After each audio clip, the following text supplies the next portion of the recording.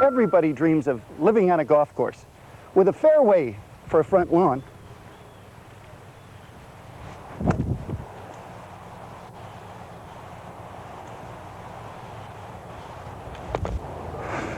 But then most of us would just be satisfied to have that green on our side of the fence. I'm Master Gardener Jerry Baker, and I'm going to take you on a trip and show you the tips and the tricks that will ensure you're having the greenest grass on the block on your side of the fence.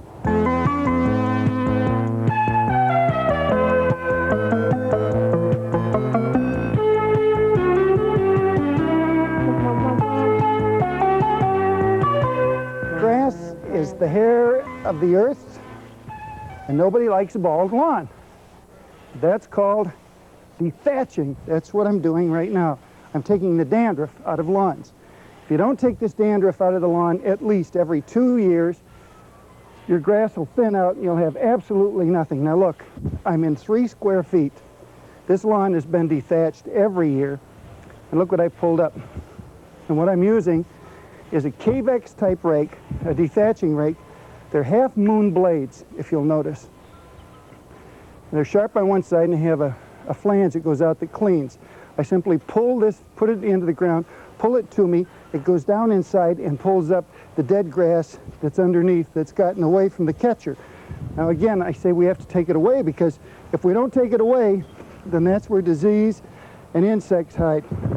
Now, that's good in the vegetable garden, but that's not good in the lawn. Now the other tool that you can get is you can get a little handy dethatching rake like this. Looks like a fan rake, and it's for light jobs, and you can do the same thing, but it doesn't do it quite as well. Or if you want to really make the job easy, you can get a hold of a dethatcher like this. It's a power dethatcher, and the power is your own, and you simply take and you pull it, and as you pull it to yourself, push it away, it pulls the thatch up. Now a woman can use this, or a youngster, good thing to train the kids, and get all of that thatch up and put it aside. Now once the thatch is up and aside, it can be either put into a compost pile, or you can take and just dig it into the garden, or use it around your tomatoes or vegetables in order to keep the weeds away. But don't throw it away, it's very valuable. Now if you don't want to do this, you don't want to do it mechanically, then what we do is scientifically, folks. What you do is you fill a hose end jar full of beer, ordinary beer. Now don't let your lawn be too particular. Any kind of beer will do just fine. And I fill it up almost to the top, leaving enough room to put 1 cup of liquid dish soap. You're going to say, wait a minute, I mean, my lawn doesn't deserve a beer. Oh yes it does, because what happens is the yeast that's in the beer begins decomposition.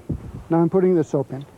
I put it on my hose end sprayer, and the yeast that's in there begins decomposition of the grass that's down in there, and it breaks down, and it breaks down in a form that the lawn can then eat. And what happens is, on a day when the temperature is above 80 degrees, you spray your lawn with beer and soap and really water it in. It's going to smell good, I'll tell you. It's going to be clean and happiest lawn in the world. And what happens is, as that heat intensifies, this thing is going to start perking. You're going to end up with green, healthy, safe lawns. You haven't spent a lot of time, a lot of effort. You had to give up a beer or two, but then it's worth it not to have a bald lawn.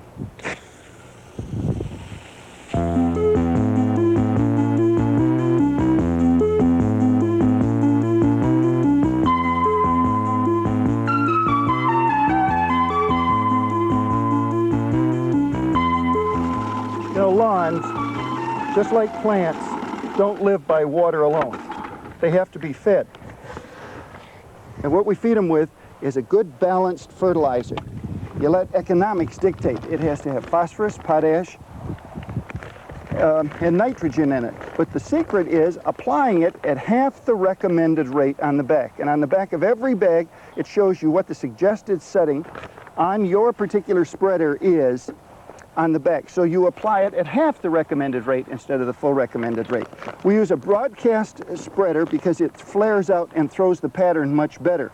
Once that material is down in the spring of the year, then what happens is every third time that I mow my lawn, I put a little tiny spreader like this and I fill it full of the same fertilizer. I set it on a number 1 and then I go out across the lawn and it doesn't look like anything's coming out. What happens is that then becomes ammoniated gas and the plant can eat it as it needs it. It isn't wasted, doesn't wash off and pollute the streams. Now if you want to make the fertilizer really act fast for you, what we do is after we put the first spring application on is we fill our hose end jar full of household ammonia, about 2/3 full of household ammonia. Then we put in a cupful of liquid dish soap and attach it to our hose end sprayer. Now, what happens is when I water the fertilizer in with this, I have pre-digested the nitrogen that's in there. And now the grass is eating the ammonia that's in here and will literally grow and start to change colors within 8 to 10 hours. Now that's the most effective way, and you can do that 2 or 3 times during the season if you want to. Now, if you would like to go to liquid applications, and liquid applications are doing the same thing that the professional applicator does, the truck that comes in, what he does is he takes the content, the equivalent of a box of liquid plant food like this, he dissolves it in a bucket and applies it from a hose end. You can do the same thing by applying it either through your hose end sprayer or a hose on and watering it in, doing the same identical thing. This will cost you about $2 against like $38 or $40. It's excellent, but when you have liquid application done, you should put down a dry application in the spring and a dry application in the fall so that the plants get more phosphorus and potash. That way the greenest grass in the block will always be on your side of the fence.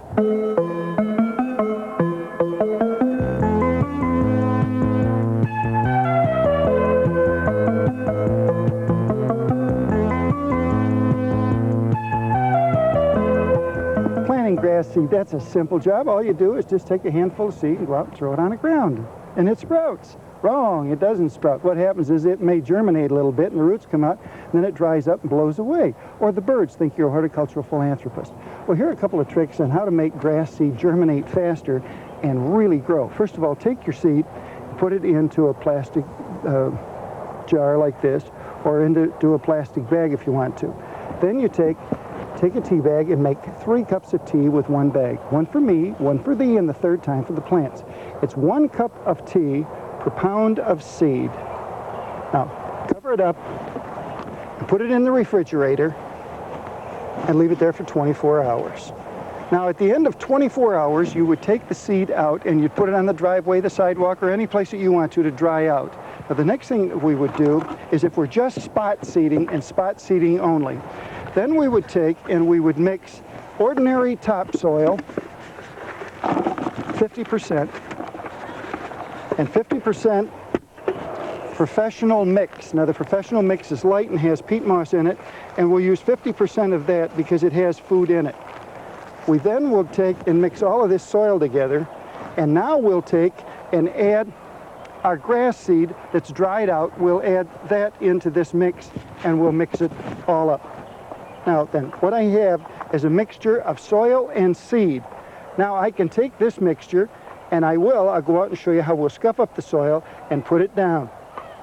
You take the mixture of the professional mix and the potting soil and the seed that has dried enough to handle that we mix together to look like this. And you take it to the spots that you want to spot seed, and you take and dig that soil, and really rough it up, and take off all of the dead grass that was in the area. Matter of fact, you tear out the dead stuff as much as you can so that it's roughed up.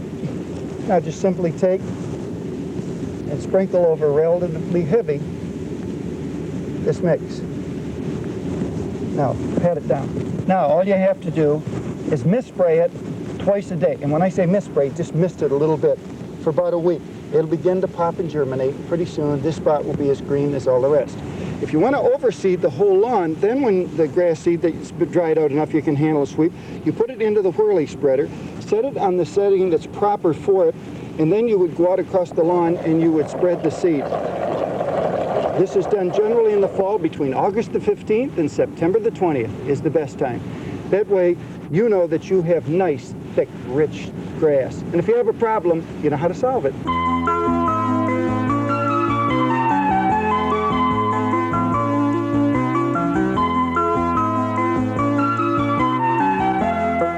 You know, a problem with lack of aeration is something that all of you see, but few of you recognize until it's too late.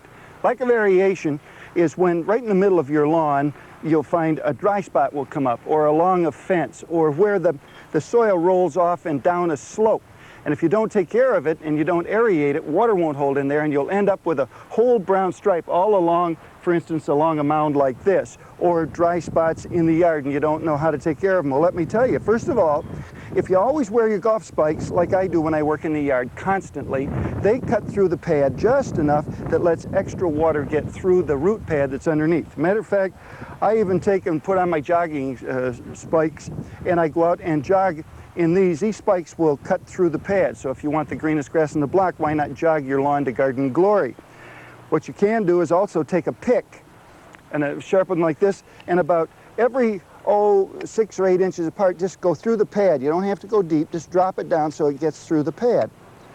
But the other thing that you can do is take a hollow pipe with a hammer and literally take plugs out. We professionally have a plugger, and it takes a plug right out of the ground, and you would do this in rows, alternating, so you got a triangle effect. And what it does is takes the plugs right out.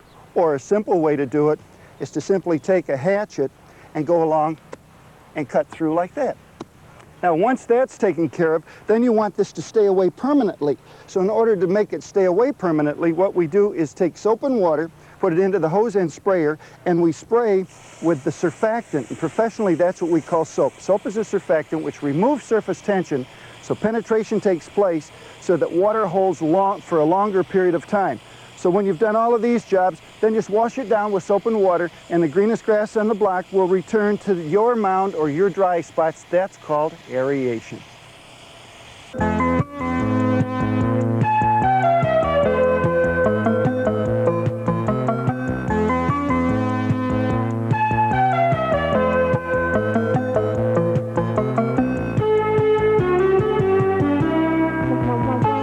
No matter how healthy your lawn is, you're going to end up with weeds. But the worst thing in the world you can do is what most people do when they want to get rid of them, is they dig them out. Now what happens is when you go in and you dig it out like this and you pull it out, you end up with only half the plant. Because what happened is where you cut it off, you left the root down inside, and now 2 plants are going to grow. It's going to sprout, just like the top. It's called pedicuring. What I suggest that you do is to use chemical controls. And chemical controls can either be in a dry form or they can be a weed killer. But weed killers kill more than weeds. They'll kill flowers because they're the same. There's a secret to making weed killers work effectively, and the first thing is to take a hose end sprayer, fill it up with water, and put about 1 cup of liquid dish soap. Any liquid dish soap will do fine. Now you attach it to your hose end sprayer, and now spray the area where the weeds are with the soap and water. Now what happens is that when you put this soap and water down, it washes off the top of the weeds and the grass, softens up the soil, so that now when I come back through and apply my weed killer, whether it be in the form of a dry weed and feed in a spreader, I wait a half hour and I come out and I put it over the top of this damp area. Now what happens is the herbicide is released immediately, goes right into the tissue and kills the weeds. Or I can apply my hose, from my hose end sprayer, I can apply my broadleaf weed killer over areas only where the weeds are. Don't punish the whole lawn. If you've only got just a couple of spots to cover, then mix your weed killer into a little spot sprayer and go along and spray just the areas where the weeds are. If you have a larger area, then what you can do is get a hold of your tank sprayer and now spray just the weed problems. Now make sure that you don't have a drift and that you stay low with all of the materials. Now if you'll follow these few simple steps, the weeds will be gone for most part of the year in your lawn.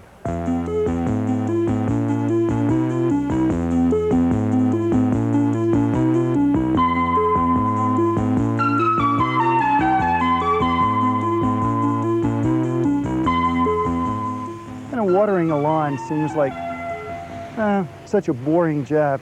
As a matter of fact, it's probably the last thing you think of, and it's the first thing you ought to think of. Not only should you think of it from your lawn's standpoint, but also from an economical standpoint, saving yourself money. Now let's start and talk about your lawn first. Always water your lawn before 2 in the afternoon. The heat of the day is actually the best time, and that's so your lawn goes to bed at night dry. The only moisture that should be on turf is dew. And dew is sort of a salve from Mother Nature. The next thing is to get as much water down as quickly as you can in the heat of the day so it's on a level basis. Now using a nozzle like this is interesting for doing 1 or 2 spots. But what you want to do is get your sprinkler to really do a job for you. And if you start with the wrong size, a little one like this is interesting for doing small spots in tight areas because it only covers about a 24-foot circle. This is a good one also for the children to run through. I like an impulse sprinkler. An impulse sprinkler spins all the way around, but it also breaks the water and gives you more water for the area. Also, I can hear it working, and I like to hear it work. This sprinkler, on the spike that it's on now, will do about a 35 to 45-foot circle. By simply adding a piece of pipe that I can go to any hardware store and get onto the spike and bringing it up a foot at a time, for instance, and I take it up, and now with the spike on, it's 18 inches, and you can see that this sprinkler goes all the way out and gives me a circle of almost 50 feet. Now, one of the things that you want to remember in using a sprinkler is to always put the reverse down on the sprinkler head so that it comes around and fills in on the inside, because the farther out you get the stream, the less water there is on the inside. So it's necessary to reverse your sprinklers. When you go with the great big daddy like this one and you get up to about 30 inches high, he'll now cover a 100-foot circle and give you a circle all the way out so you get down the most water in the quickest period of time over the largest area. So do your pocketbook a favor, do yourself a favor because you don't have to work as hard, and do your lawn a favor by watering at the right time with the right amount of water, and make it a pleasure watering your lawn. Your lawn will sure enjoy it.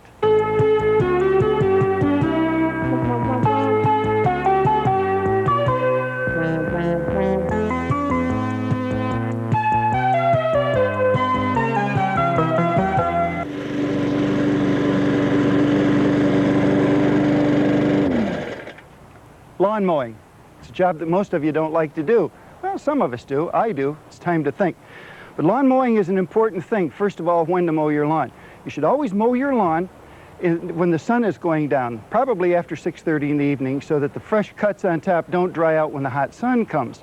Next of all, always use a sharp blade. And I keep my blades sharp, and I keep 3 of them so that they're always sharp. I never cut more than 4 times on a blade so that the edge is razor sharp. I always cut so that the sun passes over the top of my cut lines, so that my cut lines don't follow the sun, that it goes over. And what happens is now the shadows fill in. If you turn around and you cut to and from the sun, what happens is it always fills in or opens up the shadows, and your yard always looks like it was mowed. It never has nice lines in it. The last thing that I want to talk to you about, and it's important, the new lawn mowers have new safety features on them so that they automatically stop when you let go of the cord that drives them. This is called an engine control bar, and what happens is this starts the mower, this is the drive control, this is up. When I let go of the drive control like this, the motor automatically stops. Some of you people are going so far as to tape down the engine control. Folks, you're taking a big chance, not only with your own safety, but with the mower safety and your lawn safety. So just remember, mow safely. Make sure that you mow safely. Mow at the right time, mow in the right direction, and mow the right way so that both your lawn and your lawn mower are safe and you're safe.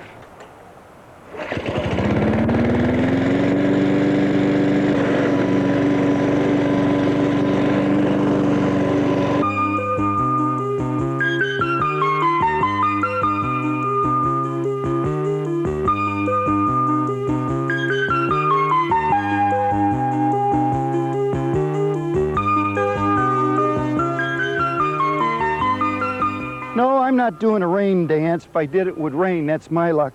No, I'm aerating the area where insects are, because this is about insect control. I know the chewing tobacco isn't for me to chew because Eileen gets upset with it, even though I started chewing when I was 12, because the first job I got was in an orchard. In order to get the job, you had to chew tobacco.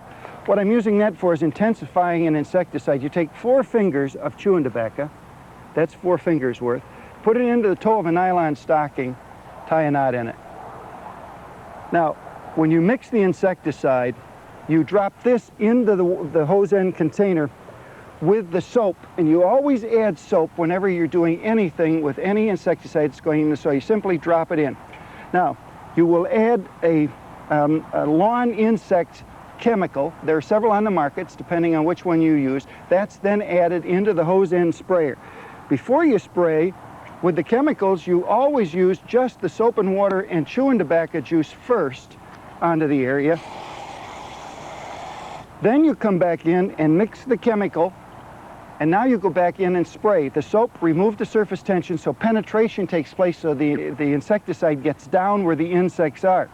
If you're using a dry application of an insect control, you water first with the soap and water and the chewing tobacco, then you sprinkle onto it like that, all around, and then I go back in and I spray again with the chewing tobacco and the soap to release the chemical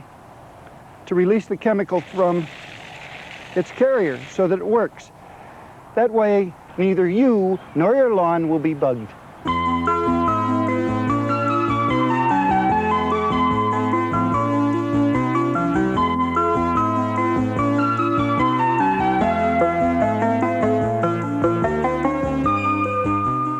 No matter how nice a yard you have or how well you keep it, turf diseases, fungus, are going to rear their ugly head.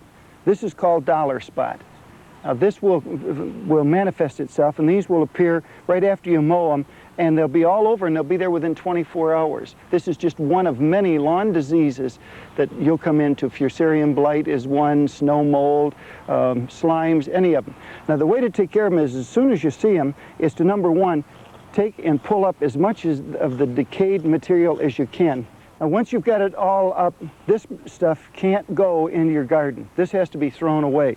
So keep it close to the area that was bothered. Now then you would aerate this area, and in this case we'd do the same thing. We would use the spikes on my shoes, or you could aerate it but spike it out. There are chemicals that are designed specifically for lawn diseases, and they're called fungicides. Lawn fungicides are expensive, and they're comparable to antibiotics in human beings. They are very, very expensive, so don't buy any more than you need. Make sure that you read the directions on the back for the recommendations for whatever it is you're using it on. In this case, we're using it on turf, so I make sure that I use the recommendations on that.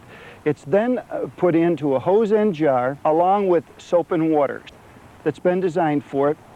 And soap in itself is somewhat of a fungicide because we use it on ourselves in order to kill bacteria on our own skin. Then you'd go ahead and spray that area with soap and water and the fungicide.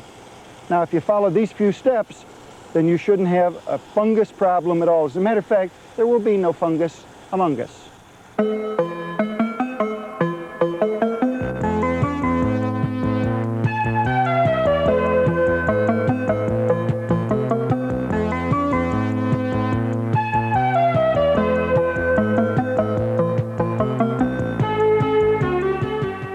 So you see, you don't have to throw in the towel to get the golf course look. If you just use the tips and tricks that I've shown you, I'll guarantee you that you'll have the greenest grass on your block, on your side of the fence, and it'll be fun.